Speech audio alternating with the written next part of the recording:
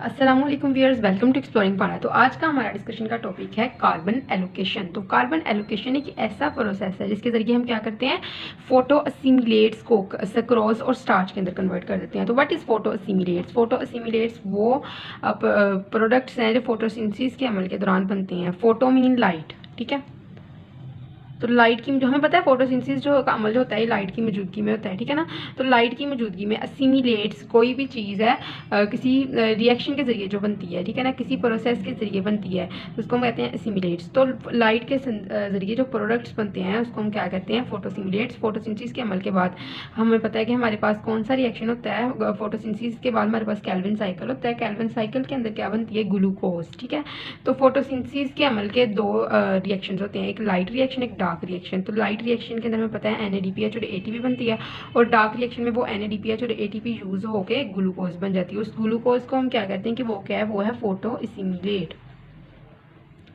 तो अगर तो ग्लूकोज में एक बात याद रखनी है, अगर तो ग्लूकोज जो है उसने ट्रांसपोर्ट होना है, ठीक है ना, ट्रांसपोर्टेशन, ट्रांसलोकेशन, बॉडी के एक हिस्से से दूसरे हिस्से तक जाना है, तो उस प्रोसेस के लिए क्या होगा कि ग्लूकोज को कन्वर्ट करवा दिया जाएगा सक्रोज के अंदर। लेकिन अगर ग्लूकोज ने स्टोर होना है फॉर स्टोरेज पर्पज़, तो ग्लूकोज को किसके अंदर कन्वर्ट किया जाता है, स्टोरेज पर्पज़ के लिए स्टार्च के अंदर, ठीक है।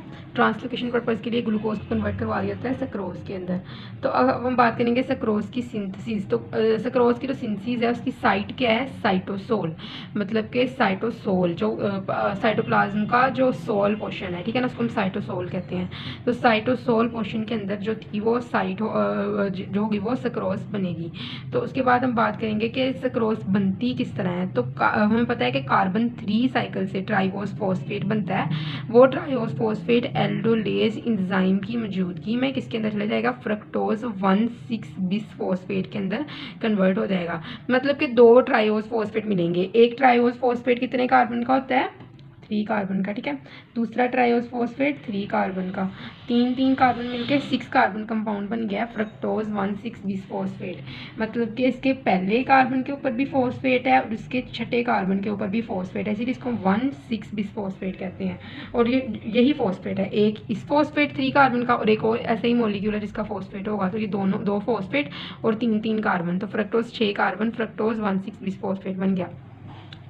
फ्रक्टोज 1,6 बिसफॉस्फेट, फ्रक्टोज 1,6 बिसफॉस्फेटेज एंजाइम की मौजूदगी में चेंज हो जाएगा फ्रक्टोज 6 फॉस्फेट।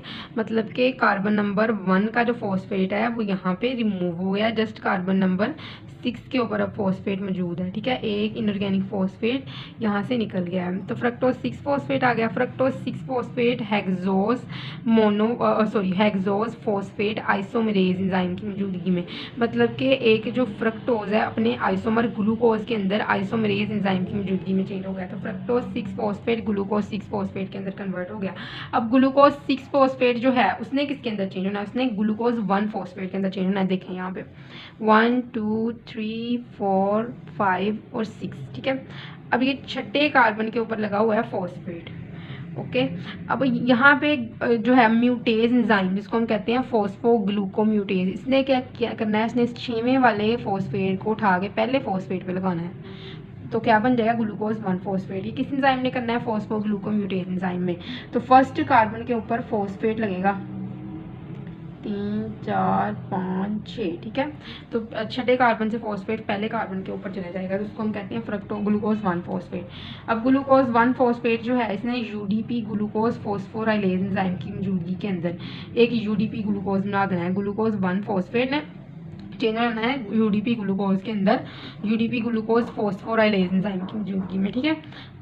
तो उसके बाद क्या करना है कि UDP ग्लूकोज बन जाएगा। UDP ग्लूकोज ने क्या करना है, उसने सक्रोज सिंथेज एंजाइम की मौजूदगी में सक्रोज 6 फॉस्फेट बना देना है कि UDP ग्लूकोज ने कन्वर्ट हो जाना है किसके अंदर, सक्रोज 6 फॉस्फेट के अंदर सक्रोज सिंथेज एंजाइम की मौजूदगी में। तो एक फॉस्फेट को छठे कार्बन पे सक्रोज के लगा हुआ है, तो इसको यहाँ से रिमूव करवाना है। तो ये फॉस्फेटेज एंजाइम की मौजूदगी में ये इनऑर्गेनिक फॉस्फेट भी यहाँ से निकल गया, पीछे केला सक्रोज रह गया, तो हमारे पास एट द एंड सक्रोज आ गया।